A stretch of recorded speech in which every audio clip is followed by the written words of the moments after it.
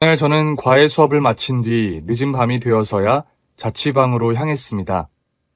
당시 갓 20, 가난한 명문대생이었던 저는 학비와 생활비를 벌기 위해 고등학교 3학년 학생들에게 과외 수업을 해주고 있었거든요. 집으로 돌아가는 길에는 라면 한 봉지를 샀어요. 대학교 과제 제출 기간과 고등학교 3학년 과외 제자들의 시험 기간이 겹쳤던 탓에 하루 종일 쫄쫄 굶었으니까요. 비록 제일 싼 라면 한 봉지였지만 마음만큼은 뿌듯했습니다. 당시 제가 혼자 자취를 하고 있던 동네는 재개발을 위한 철거가 진행되는 곳이었어요. 저를 포함한 주민 몇 분이 여전히 살고 계시기는 했었지만 다들 제 자취방과는 멀찍이 떨어진 곳에 거주하셨죠. 당연히 집으로 향하는 길은 어둑했는데요. 그날따라 기분이 묘하게 불길하더라고요. 가로등이 꺼진 거리를 밝혀주던 달빛은 그날따라 짙은 먹구름에 가려져 보이지를 않았고 내딛는 걸음걸음마다 자꾸 친구들한테 전화를 하고 싶더라고요. 하지만 이미 자정이 넘은 시간이었던 데다가 대학 친구들 모두 과제 제출 준비로 바쁜 상황이라는 걸 잘 알고 있었던 저는 어느 곳에도 전화를 하지 않았습니다. 그렇게 자취방 문 앞에 도착한 저는 또 한 번 괜히 불길한 느낌을 느꼈어요. 혹시 안에 누가 있나 싶어 자취방 문을 흔들어 보았지만 다행스럽게도 문은 제가 집을 나서던 때 그대로 아주 잘 잠겨 있었죠. 이에 안도한 저는 잠겨있던 문을 열고 자취방으로 들어섰는데요. 바로 그 순간 전혀 예기치 못한 누군가가 절 따라서 자취방으로 들어와 버린 건 말이죠. 순간 소스라치게 놀란 저는 그 자리에 풀썩 주저앉으며 돌아보았어요. 그랬더니 절 따라 제 자취방으로 난입한 사람은 저희 학과 조교인 남자 선배였습니다. 갑자기 무슨 일이세요? 약속도 없이 갑자기 이렇게 찾아오시면. 전 저 스스로 그렇게 말해놓고는 순간 허옇게 질려버리고야 말았습니다. 왜냐면 그 선배는 평소 몇 마디 나누어 본 적도 없을 만큼 친하지도 않은 사이였던 데다가 여자 혼자 사는 자취방에 이렇게 불쑥 난입한다는 건 분명 나쁜 속셈이 있을 테니까요. 그래서 저는 선배의 대답을 들으려 하지도 않은 채로 집 밖을 향해 뛰쳐나가려고 했는데요. 선배가 그런 저를 바닥에 패대기 쳐놓고는 자취방 문을 철커덕 걸어 잠그더라고요. 오면서 보니까 참 좋은 동네더라. 여기서 무슨 일이 벌어져도 세상은 까맣게 모른 채로 지나가 버리겠어. 하는 선배의 말이 들려오는 찰나 뒤에 이어질 안 좋은 상황을 직감한 저는 경찰에 신고하기 위해 휴대폰을 꺼내 들었습니다. 하지만 선배가 곧장 달려들어 휴대폰을 빼앗아 부숴버리더라고요. 그제서야 선배는 그 흉악한 본심을 비로소 드러내었죠. 후배들이 그러더라. 너 천의 고아라고. 그 말은 지금 여기서 내가 널 조금 건드려도 널 도와주고 지켜줄 보호자가 이 세상에 아무도 없다는 뜻이겠네? 그렇지? 그게 무슨 말씀이세요, 선배? 이상한 소리 하지 말고 나가세요. 자꾸 다가오면 저 진짜 소리 지를 거예요. 에이, 뻣뻣하게 나오지 말고 우리 같이 즐기자. 남자가 뭔지 너도 궁금하지 않아? 나도 널 아주 많이 알고 싶어서 이러는 거야. 혹시 아플까 봐서 그래? 너 진짜 처음이구나. 그런 거라면 아무 걱정하지 마. 이 선배님이 알아서 잘 가르쳐 줄 테니까. 처음 잠깐만 아프고 나중엔 기분 좋을 거야. 나 없이는 살 수 없게 될 정도로. 겁에 질린 저는 죽어라 소리를 질러 보았지만 애초에 아무런 도움조차 기대할 수 없는 비명일 따름이었습니다. 앞서 말씀드렸다시피 제가 살던 동네는 이미 재개발 철거가 진행되고 있던 지역이었기에 남아있는 몇몇 주민들의 집까지는 최소한 몇백 미터는 떨어져 있었거든요. 선배는 그런 상황을 아주 잘 이해하고 있었던 모양이었어요. 제가 도와달라며 절규를 질러대거나 말거나 제 몸을 향해 그 추악한 손을 서슴없이 뻗었습니다. 안녕하세요. 이제는 30대 후반이 된 애청자 여성이 이렇게 사연을 보내드립니다. 너무 충격적인 이야기로 사연을 시작해서 다들 많이 놀라셨죠? 그 놀란 마음을 조금이라도 보듬어 드릴 겸 해서 잠시 가벼운 이야기를 한 뒤에 사연을 다시 이어가 보고자 합니다. 여러분께서는 사랑이라는 말을 들으면 무엇이 제일 먼저 떠오르시나요? 참 많은 대답이 있을 수 있는 질문이라고 생각해요. 학창 시절 교실 창 너머로 가슴 두근거리며 바라보았던 첫사랑이 순간일 수도 있고, 한아름 꽃다발과 예쁜 반지를 선물 받았던 프로포즈의 순간일 수도 있고, 때로는 갓난쟁이 아이에게서 엄마, 아빠 옹알이를 들었던 부모 마음일 수도 있겠죠? 저는 어떠냐고요? 전 사랑에 대해서 이렇게 생각해요. 그대의 아픔과 상처를 내 아픔과 상처처럼 공감하며 보듬어 다듬는 마음. 제가 이런 생각을 하게 된 건 제 삶의 발자취 그 자체가 그러했기 때문이랍니다. 고아원에서 어린 시절을 보낸 저는 저를 낳아주신 친부모님에 대한 기억이 전혀 없었어요. 다만 한 가지 고아원 원장님으로부터 전해들은 이야기만을 어렴풋하게 알고 있을 뿐이었죠. 고아원 원장님 말씀에 따르면 원래 제 친가는 재력이 꽤 되는 부잣집이었다고 했어요. 그런 제가 왜 고아원으로 보내졌냐면 화재 사고 때문이라고 하더라고요. 제가 3살배기였던 어느 날 집에 갑자기 큰 화재 사고가 발생했다고 해요. 제 친부모님께서는 외동딸인 저, 그리고 살림살이를 도맡아 해주시던 가사도우미 여사님 2분의 생명을 구하시고는 당신들께서는 화상이 너무 심했던 탓에 결국 병원에서 숨을 거두셨다죠. 그런 제가 고아원으로 옮겨지게 된 진짜 원인은 친부모님의 장례식 지투부터 시작되었습니다. 친가 쪽 친척 어른들, 그러니까 제 아버지의 형제 누이 분들께서 제가 아직 어리다는 점을 악용해 유산을 자기들끼리 갈라 먹으셨어요. 그래 놓고는 정작 3살배기 조카인 저는 누구 하나 거들떠도 보지 않으셨대요.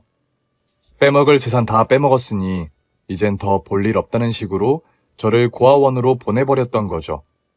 당연히 저는 친부모님의 남기셨다는 유산을 구경조차 하지 못했고 지금까지도 친가 쪽 친척 어른들의 얼굴 한 번을 뵌 적이 없어요.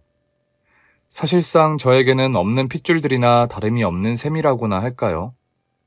이처럼 하루아침에 천의 고아가 되어버린 저의 삶은 다른 고아원 동기들의 그것과 비슷한 어려움이었습니다.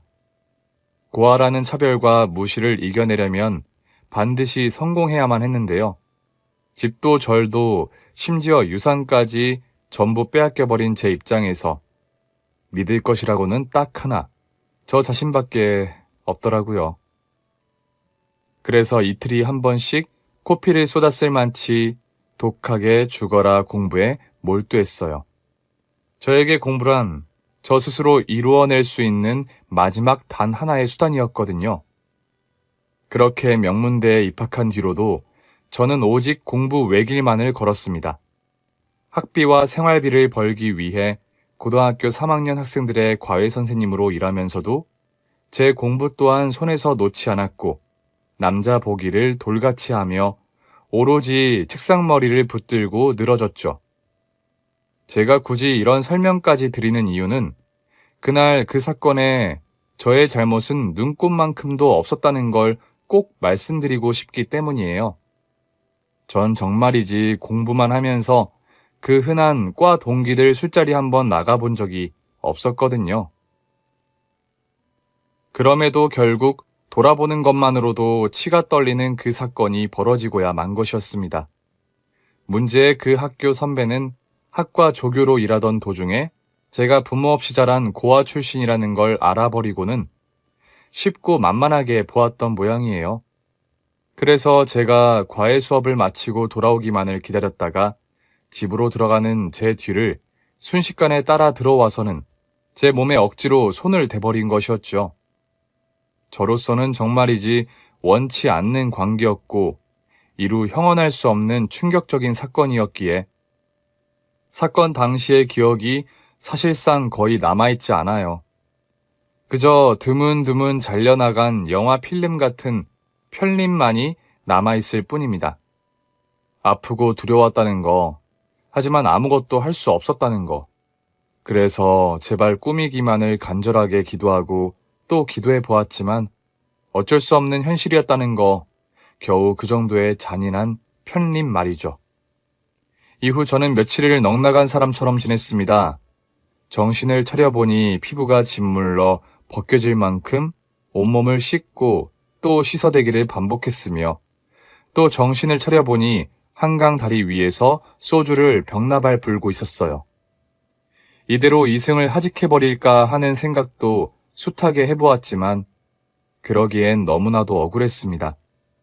왜냐하면 저에게 억지로 손을 대버린 그 선배는 버젓이 학교에 출근해 조교 일을 수행하고 있었거든요. 다른 여학생들에게 마치 자신은 천사라는 듯한 미소를 지어가며 좋은 선배인 척, 친한 오빠 동생인 척 참으로 가증스럽게도 말이죠. 그런 모습을 가만히 내버려둘 수 없었던 저는 제 몸에 남아있던 증거를 수집해 경찰에 신고를 했어요. 다행스럽게도 그 몹쓸 자식은 교수님들과 학생들이 모두 지켜보는 앞에서 쇠구랑을 차며 연행이 되어갔지만 전 전혀 통쾌해할 수 없었습니다. 저를 두고 학교에 이런 소문이 나돌았거든요. 호연이, 그년이 희균 선배 경찰에 신고했다며? 그거 좀 이상하지 않냐? 왜? 뭐가 그렇게 자꾸 이상하다는 건데? 희균 선배가 뭐가 아쉬워서 그딴 년이랑 엮이겠냐고. 집안에 돈도 많지. 교수님 이쁨 받으면서 박사 논문도 완성 직전이지. 더군다나 그 선배가 착하기는 좀 착해. 그래서 내가 봤을 땐 오연이 그년이 희균 선배한테 100% 먼저 꼬리친 거야. 희균 선배는 꽃뱀한테 잘못 걸려서 인생 종치게 생긴 거고. 하긴 그러고 보니까 나도 좀 석연치 않아 보이기는 해. 지나가다가 다른 여자애들이 뒷담화 까는 얘기 들은 적이 있었는데 걔들 말로는 연희가 요즘 자꾸 살이 붙는 게 임신한 것 같다더라고. 내 말이 아무래도 걔 진짜 꽃뱀인가 봐. 임신 무기로 희균 선배한테 시집 가려고 했다가 거절당하니까 홧김에 그렇고 그런 일로 신고를 해버린 거지. 솔직히 우리 중에 걔 고아라는 얘기 모르는 사람 없잖아. 어차피 자기는 인생 막장이니까 이판사판으로 물고 늘어진 거 아니겠어? 네, 그랬습니다. 분명히 피해자는 저인데 세상 누구도 고아인 제 편을 들어주지 않았어요. 또한 그 와중에도 제 가슴이 가장 미어졌던 일은 원치 않은 관계로 인해서 애가 들어서 버렸다는 것이었습니다. 저를 향했던 꽃뱀 아니냐는 소문은 제 배가 자꾸만 불러오면서 사실과는 다르게 거의 기정사실화가 되어버리더라고요. 그 오명을 차마 견딜 수 없었던 저는 제 평생을 걸고 공부해 들어갔던 명문대를 스스로 자퇴해야만 했고 아이 또한 낳지 않고 하늘나라로 보내는 선택을 해야만 했습니다. 그렇게 저는 한동안 살아있지만 살아있지 못한 사람처럼 지내야만 했어요. 온 세상, 특히나 모든 남자들을 두려워하며 마음을 닫아버린 채로 집 밖으로 나가는 것조차 무서워했죠. 어느 정도로 남자들을 무서워했냐면요. 생각 같아서는 현관문에 자물쇠를 100개쯤 달아놓고 싶었지만 차마 그럴 수도 없을 지경이었습니다. 자물쇠를 달아주러 온 열쇠집 사장님이 남자였거든요. 하지만 하늘이 무너져도 사람 살아갈 길은 있다고 했던가요? 온 세상과 모든 남자들에게 마음을 닫은 채로 칩거하던 저에게 다가온 사람이 하나 있었으니 제가 다녔던 학과의 과대표 남자 동기였어요. 그가 어느 날 갑자기 저에게 문자 메시지를 보내오더라고요. 학교 동기들한테는 네가 억울한 피해자니까 다시는 말도 안 되는 헛소문 퍼뜨리지 말라고 단단히 경고했어. 그러니까 난 지금 네가 많이 걱정돼. 세상에는 나처럼 너의 결백을 믿고 걱정하는 사람이 분명 있을 테니까 세상을 너무 미워하지만은 않았으면 좋겠어. 하는 문자 메시지였죠. 그 문자 메시지를 보며 저는 화가 나더라고요. 너도 똑같은 남잔데 뭐 잘났다고 걱정한다는 소리를 함부로 입에 올려? 하는 분노였죠.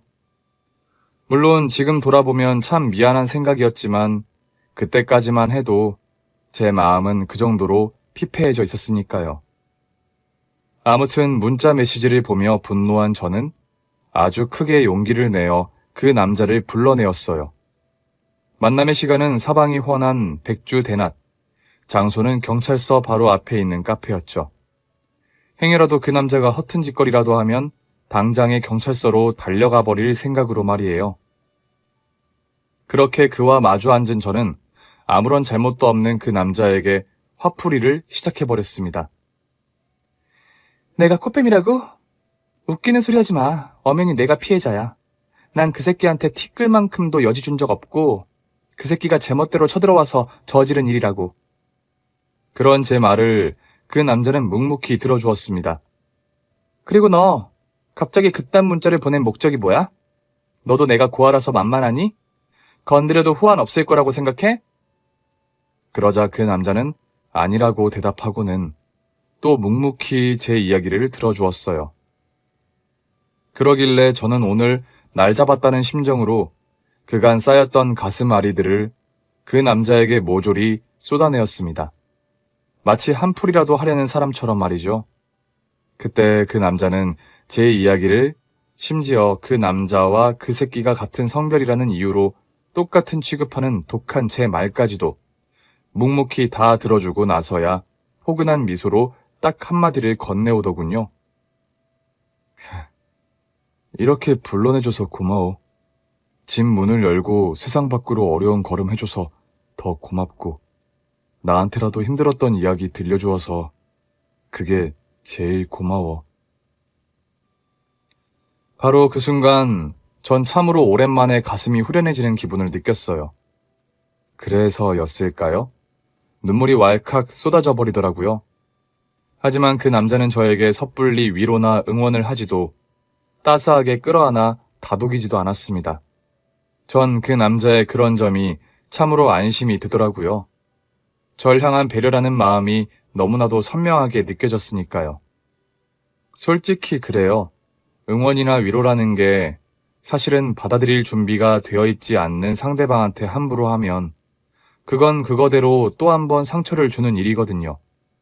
끌어안아 다독여주지 않은 건 누가 봐도 남자로 인한 제 상처를 위한 배려 그 자체였고요.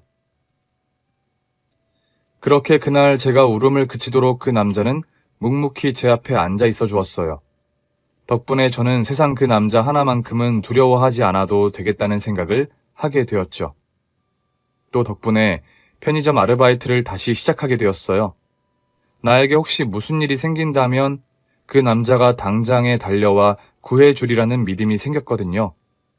또 편의점에는 CCTV도 있고 경찰서랑 바로 연결되는 전화기도 준비되어 있었으니까 나름 안심이었죠. 하지만 제 상처가 워낙 컸던지라 전 그 남자에게 두려워하지도 않으며 심지어 마음까지 생겼으면서도 쉽사리 곁을 내어주지 않았어요. 그때 전 그저 그 남자가 저를 지켜볼 수 있는 자리에 멀찍이 놓아둔 채로 아주 긴 시간을 보내게 되었죠. 그 남자 또한 제가 그이에게 마음을 완전히 열게 되기까지 장장 5년이라는 긴 시간 동안 섣불리 다가오지 않았죠. 그저 제가 마음을 먼저 열어주는 만큼 딱 그만큼씩만 조금씩 가까이 다가와 주었어요. 그리고 마침내 제가 그에게 완전히 마음을 열게 되었죠. 5년이야, 5년. 쉽게 곁을 내어주지도 않는 나를 멀리서 지켜보기만 하는 일이 힘들지 않았니? 힘들지 않았다고 하면 거짓말이겠지. 하지만 네가 곁을 내어주지 않아서 힘들었던 게 아니야. 얼마나 상처였고 얼마나 아프면 이렇게 긴 회복의 시간이 필요했을지. 지난 5년 동안 그걸 깨달아 나아가면서 힘들었어. 난 그래서 힘들었던 거야. 너의 아픔과 상처를 어렴풋이나마 이해할 수 있게 되었으니까. 왜 굳이 그렇게까지 내 곁을 지켰어? 힘들면 도망칠 수도 있는 일이잖아. 사랑하니까. 너의 모든 과거를 내 가슴에 묻고 앞으로의 날들을 함께 이겨내면서 살아가고 싶을 만큼 사랑하니까. 어쩌면 쉽지 않을지도 몰라. 영원히 잊혀지지 않을 상처일 테니까. 그래도 괜찮아?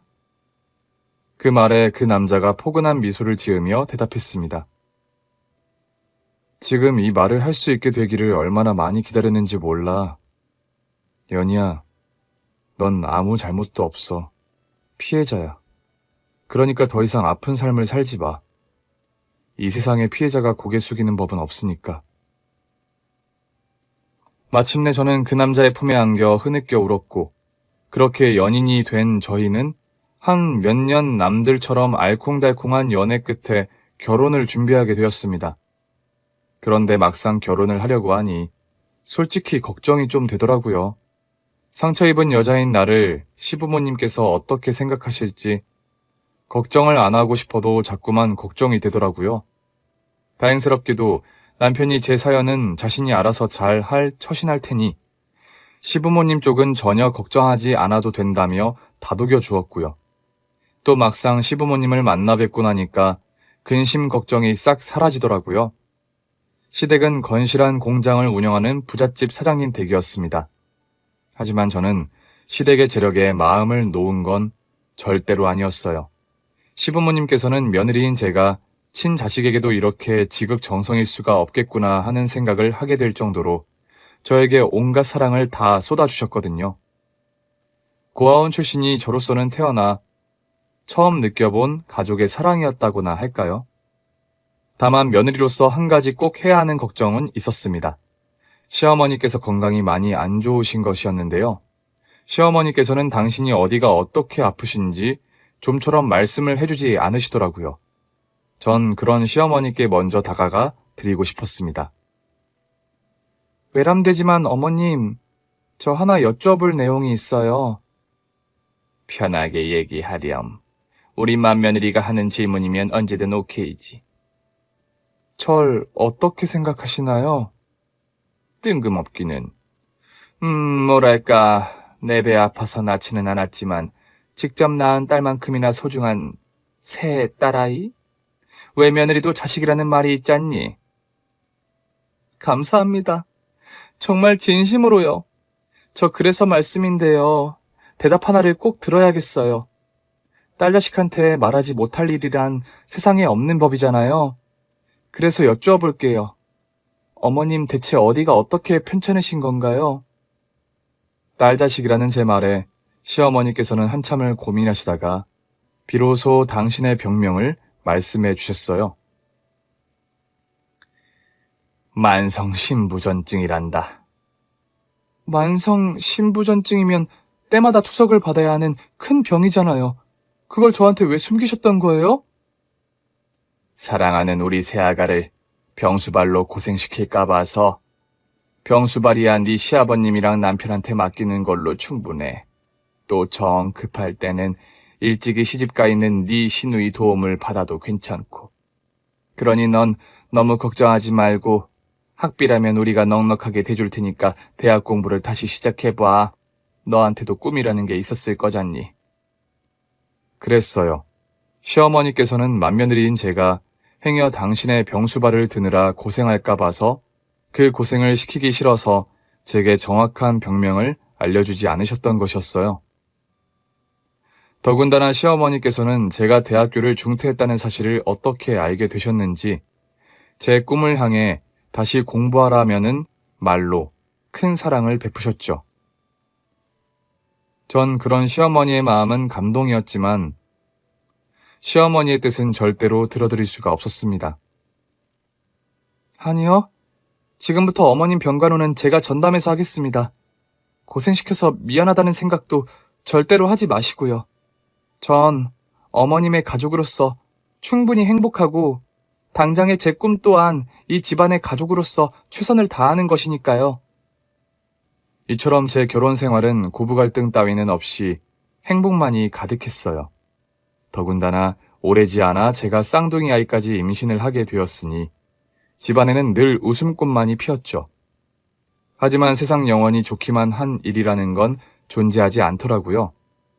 문제는 저희 부부보다 훨씬 일찍 시집을 가서 결혼 생활을 하게 된 지 벌써 10년 차에 접어드는 손아래 시누이였습니다. 당시 시누이는 아주 심한 마음고생을 품고 있었어요.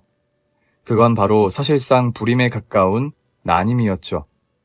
그래서 시험관 임신에 벌써 몇 년째 도전하고 있던 중이었지만 시험관 임신이 얼마나 어려운 일인지 여러분께서도 익히 들어서 잘 알고 계시죠? 부부가 어마어마한 육체적, 심리적 고통을 이겨내며 도전해봤자 성공 확률이 극히 희박한 일이 바로 시험관 임신이잖아요. 그런 상황에서 결혼한 지도 얼마 안 된 제가 떡하니 쌍둥이를 임신했다는 소식을 듣게 되었으니 시누이 입장에서는 그런 제가 곱게 보일 리가 없었을 겁니다. 바로 그 질투 때문에 시누이는 사사건건 트집을 잡아가며 절 괴롭히기 시작했어요. 시누이의 괴롭힘은 이런 식이었습니다. 뜬금없이 시댁에 찾아오거나 절 불러내서는 많고 엄연히 제가 나이도 많고 손윗 사람임에도 불구하고 반말과 존댓말을 사람 기분 나쁘게 섞어가면서 아주 독한 말들을 쏟아내기 일쑤였죠. 이런 얘기해도 되나, 옳게? 어제 그렇게 퍼부어놓고 오늘은 또 무슨 얘긴데요? 난 아무리 생각해봐도 오빠가 여자 보는 눈 하나는 꽝인 것 같다고요. 솔직히 그렇잖아요. 우리 오빠가 뭐 하나 빠지는 구석이 있어야 말이지. 집안에 학벌에 심지어 외모 성격까지 거의 완벽남이잖아. 그런 오빠가 보잘것없는 고아에 대학 중퇴한 고졸이랑 결혼을 했다? 가능성은 딱 하나라고 봐요. 임신 공격. 임신 공격이요? 그 쉬운 말을 왜 못 알아듣지? 학벌이 딸려서 그런가. 임신을 결혼에 이용해 먹었다는 뜻인데. 순간 저는 저를 자퇴하게 만들었던 꽃뱀이니 어쩌니 하는 소문들이 떠올랐습니다. 분명 시누이는 제 사연을 모르고 있었지만 아무리 그렇다고 해도 제 입장에서는 화가 나지 않을 수가 없는 노릇이었죠. 이봐요 아가씨, 내가 나이도 많고 명색이 손윗사람인데 말은 좀 가려서 하죠. 그리고 저 혼전 임신 아니에요. 결혼 후에 쌍둥이 가진 거지. 그럼 뭐 집안 대대로 애들 순풍순풍 잘 낳는 집안이라던가. 아 맞다. 고아원 출신이라 자기가 어떤 집안 뿌리인지 잘 모르겠네. 제가 실수했어요, 옳게 언니. 이런 식으로 시누이는 입만 열었다 하면 가방끈 짧은 고졸이니 고아이니 하는 말들로 어떻게든 저에게 상처를 주려고 애썼습니다. 다만 저는 가방끈 짧은 고졸이라는 말에는 도무지 반박할 수가 없었어요. 남편이랑 같은 명문대 같은 학과 다니다가 자퇴했다는 이야기를 꺼내자니 시누이가 왜 자퇴를 했느냐고 물어볼까봐 그게 자꾸 마음에 걸렸거든요. 한 가지 확실한 건 시누이는 대단히 영악하다는 사람이라는 것이었어요. 모욕의 말들을 견디다 못한 제가 목소리라도 높일라 치면 냉큼 제 남편과 시부모님께 달려가서 새언니가 자기 군기 잡으려고 한다고 징징대며 피해자 행세를 해댔거든요. 남편과 시부모님께서는 저와 시누이 중 어느 쪽 편도 들어줄 수가 없었어요. 제가 그런 짓을 할 사람이 아니라는 건 잘 알지만 시누이 또한 생전 그런 영악한 모습을 제 남편과 시부모님 앞에서는 절대로 보인 적이 없었다고 하니까요. 다만 시어머니께서는 저와 단둘이 있을 때 시누이의 행동에 대해 이렇게 말씀하셨습니다.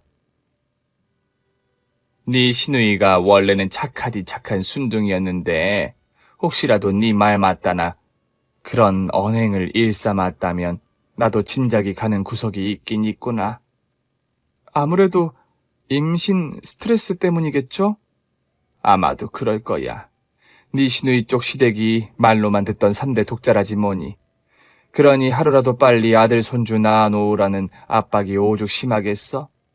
듣자 하니 그쪽 사돈들이 우리 딸을 소박 놓고 새 며느리를 들여서라도 대를 이어야겠다고 성화까지 부려댄다더구나. 그래서 아마 너한테 화풀이를 하는 걸 거야. 네, 그런 사정이 있는 줄은 몰랐네요. 마음고생이 심하겠어요. 언제 한번 날 잡고 우리 식구들 다 같이 모여 앉아서 허심탄회하게 이야기를 해보자꾸나. 이야기를 나눈 뒤로도 못된 말버릇이 고쳐지지 않는다면 그때는 네가 손윗사람으로서 따끔하게 꾸짖어 버리렴. 가족이라는 게 원래 그래. 부모가 다 잡아줄 수 없는 나쁜 버릇을 때로는 오빠 언니가 직접 나서서 다그쳐야 할 때도 있는 법이잖니. 이처럼 사려 깊고 든든한 시어머니 덕분에 고아 출신이던 탓에 가족관계에 대해서 잘 모르며 살아왔던 저는 아주 큰 깨우침과 응원을 얻었습니다. 그래서 언제 한번 시누이에게 정신 번쩍 들도록 새언니로서 참교육을 내려야겠다고 다짐했는데요.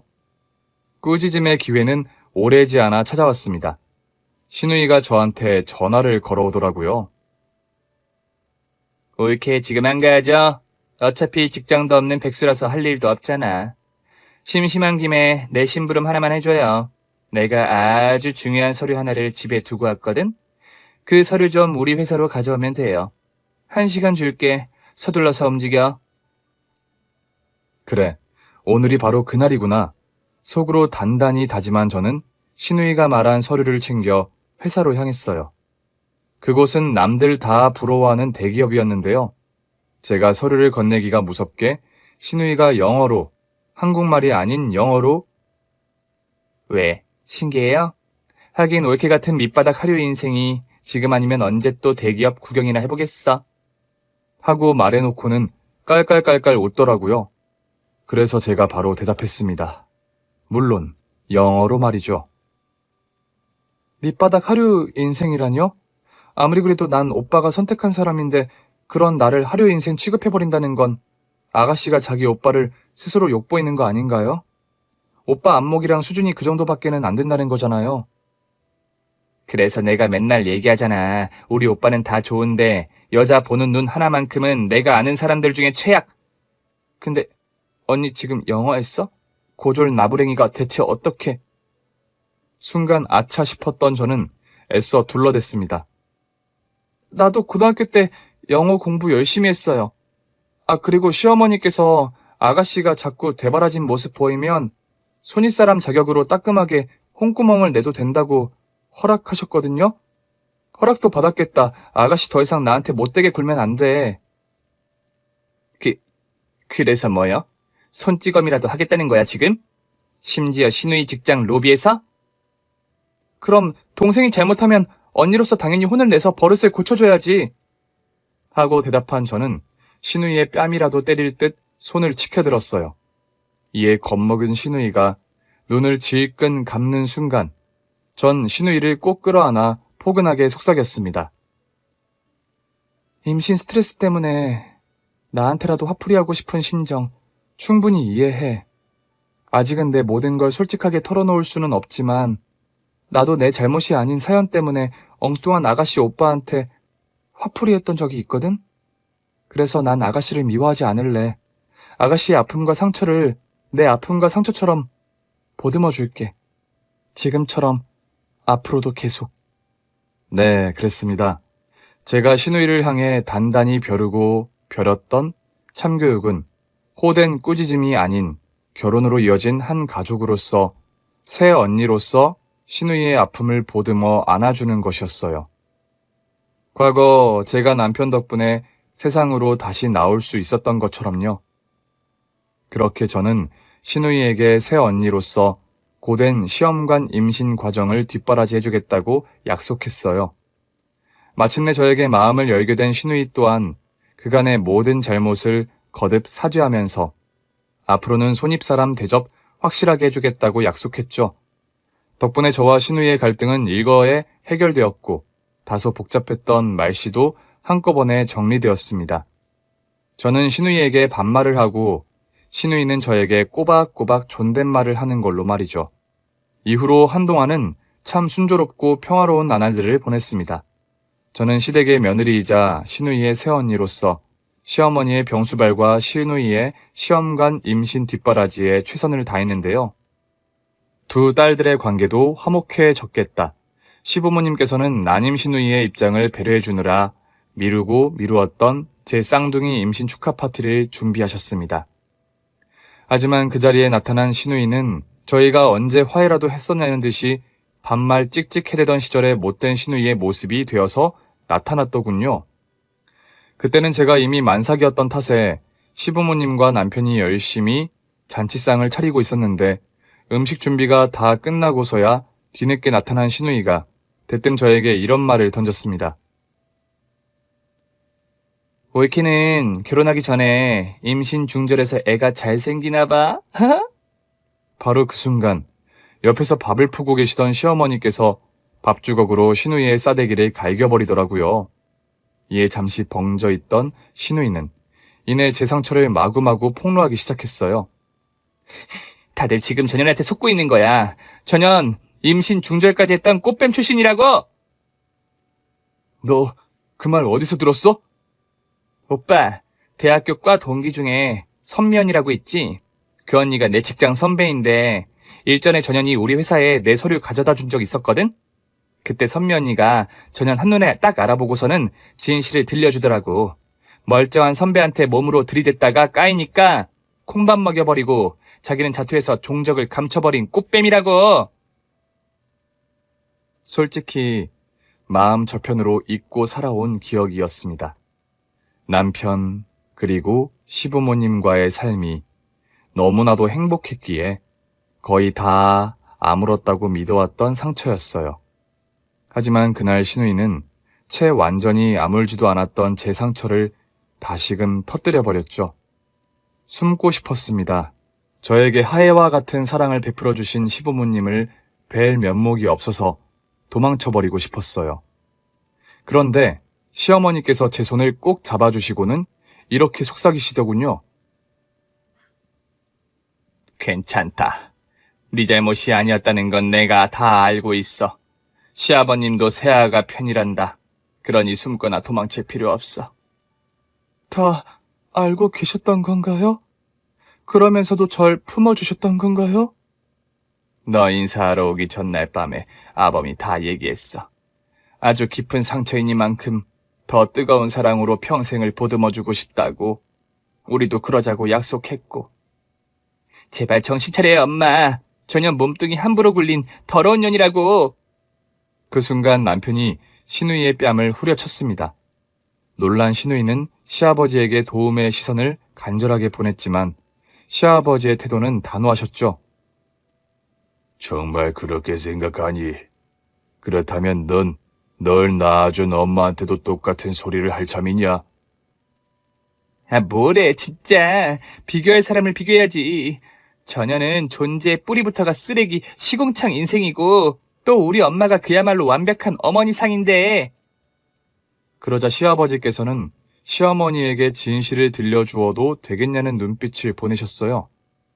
이에 시어머니께서는 눈시울을 붉히며 그래도 된다는 듯 고개를 끄덕이자 시아버지께서 무척이나 무거운 목소리로 고백하셨습니다.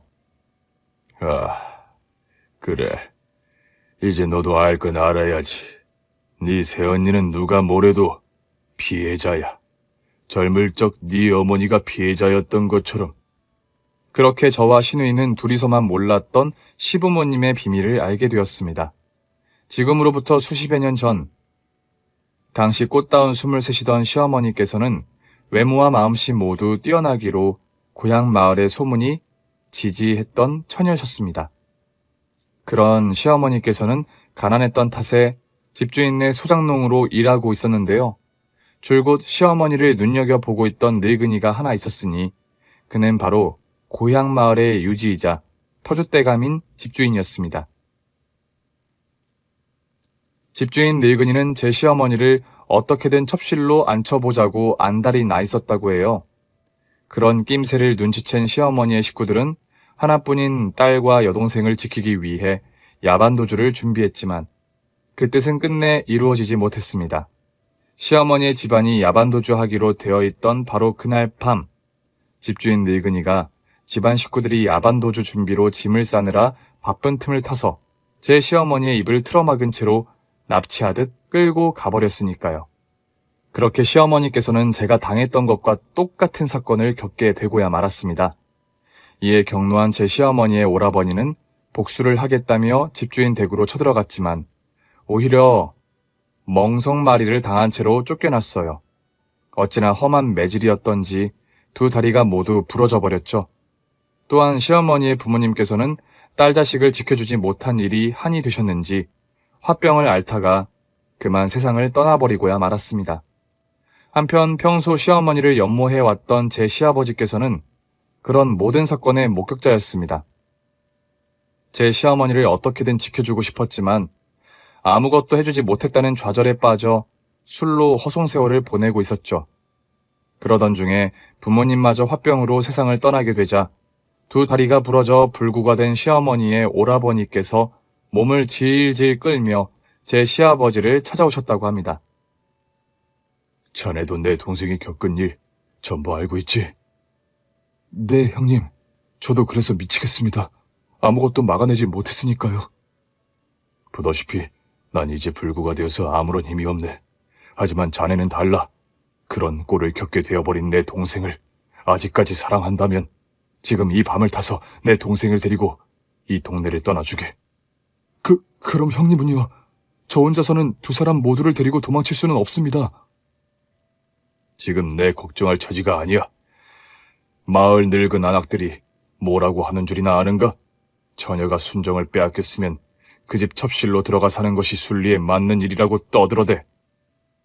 지금으로서는 도저히 상상조차 할 수 없는 일들이었지만 시부모님 젊을 적에는 충분히 그러고도 남을 시절이었다고 하더라고요. 아무튼 집주인 늙은이의 끔찍한 생각은 거기서 끝이 아니었습니다. 집주인 노인네도 그걸 노리면서 아주 작정하고 일을 벌였는지 벌써 혼례 준비를 시작해버렸어. 그 강제 혼례 날이 바로 내일일세. 지금 이 밤이 아니면 도망칠 시간이 없어. 그날 오라버니께서는 야반도주를 위해 준비해두었던 자금을 제 시아버지에게 건네셨고 시아버지께서는 눈물을 머금은 채로 시어머니와 함께 서울을 향해 도망을 쳤다고 해요. 이후 시아버지께서는 시어머니의 상처를 마음으로 보듬으셨습니다. 부전자전, 제 남편이 저의 아픔을 보듬어 안아주었던 것처럼요. 또한 시아버지께서는 시어머니를 위해 참으로 억척같이 돈을 버셨고 오래지 않아 큰 부자가 되어 고향마을로 돌아가 홀로 남겨져 있던 시어머니의 오라버니를 데리고 서울로 오셨다죠. 그로부터 몇 년 뒤 오라버니께서는 시어머니를 향한 시아버지의 지극정성 사랑에 크게 안심한 채로 편안하게 숨을 거두셨고요. 바로 그 이듬해에 제 남편이 태어났던 겁니다. 다시 아수라장이 되어버린 제 쌍둥이 임신 파티 이야기로 돌아와서 모든 진실을 알게 된 저와 시누이는 차마 아무런 말조차 하지 못했습니다. 그렇게 잠시 침묵이 흐른 뒤에서야 시아버지께서 시누이를 향해 말씀을 이어가셨습니다. 그래서 난 네 오빠가 새아가의 사연을 들려주었을 때 가슴이 벅차올랐단다. 내가 내 아들을 이 애비처럼 좋은 사람으로 키웠다는 생각에 뿌듯했어. 그리고 어쩌면 우리의 혼사가 하늘이 맺어주신 인연이라는 생각도 들었고 언젠가 우리가 서로의 상처를 터놓을 수 있게 되었을 때 우린 서로에게 의지해 같은 상처를 치유해 나갈 수 있을 거라는 짐작이 들었거든. 누가 뭐래도 네 엄마와 오빠와 새언니는 하늘이 점지해 주신 가족이야. 애비가 이렇게까지 말하는데도 여전히 새언니를 욕볼 생각이라면 난 널 없는 자식인 셈 치고 살련다. 그런 시아버지의 목소리에는 조곤조곤한 기품이 깃들어 있었지만 서슬퍼런 경고 또한 아주 선명하게 담겨 있었어요. 지켜보는 저마저 피부가 오싹해질 정도였으니까요. 시누이 또한 저와 같은 느낌을 받았을 겁니다. 아니, 분명 그랬어요. 후회와 반성이 가득한 저와 시어머니를 한참이나 번갈아 보던 시누이가 스스로 회초리를 가져와서는 종아리를 걷어 붙였거든요. 제가 잘못했습니다. 섣부른 오해와 행동으로 엄마랑 새언니한테 상처를 입혀버렸으니까요. 반성하고 후회합니다. 그런 의미에서 회초리를 때려주세요. 회초리로 못다 갚은 나머지 죄는 새언니를 지극정성으로 대하는 걸로 평생 두고두고 갚아 나아가겠습니다. 그리고 존경합니다. 아버지, 그리고 오빠도 정말 진심으로요.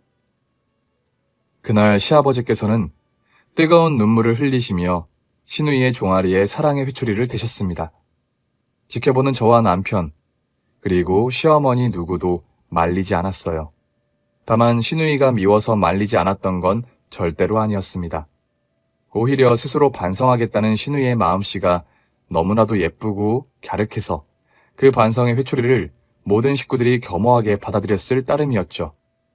이후 신우이는 회초리를 맞으며 했던 약속을 아주 완벽하게 지켜주었어요.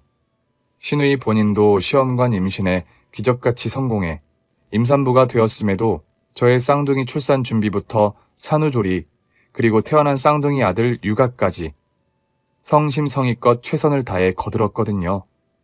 그래서 전 신우이의 시험관 임신을 기적이라고 생각해요. 사연 많고 상처 많은 저희 가족을 위해 하늘이 베풀어 주신 기적 말이에요. 물론 저 또한 신우이의 임신과 출산에 이르기까지 그 모든 순간을 가족으로서 거들고 도왔죠. 덕분에 신우이는 아주 건강한 아들을 떡하니 출산했어요. 덕분에 요즘 신우이는 자신의 시댁에서 거의 왕처럼 대접받고 지내더라고요. 말로만 듣던 3대 독자 집안에 대를 이을 아들 손주를 낳아주었으니 시댁 식구들 중 누구 하나 감히 제 신우이에게 딴지를 걸지 못하는 거죠. 그래서 신우이는 요즘 참 살맛난다고 해요. 한때는 자신을 소박 놓고 새 며느리를 들여서라도 손주를 봐야겠다고 윽박을 질러대던 시댁 식구들이 기가 팍 죽어서 사는 모습을 보니까 속이 시원하다나 어떻다나. 남편과 시부모님께서도 여전히 저를 향해 하해와 같은 사랑을 베풀어주고 계시답니다. 특히나 저는 저와 같은 상처를 품고 살아오셨던 시어머니라는 든든한 나무에 기대고 따사로운 그늘 아래에 머물면서 과거의 상처를 열심히 극복해 나아가고 있어요.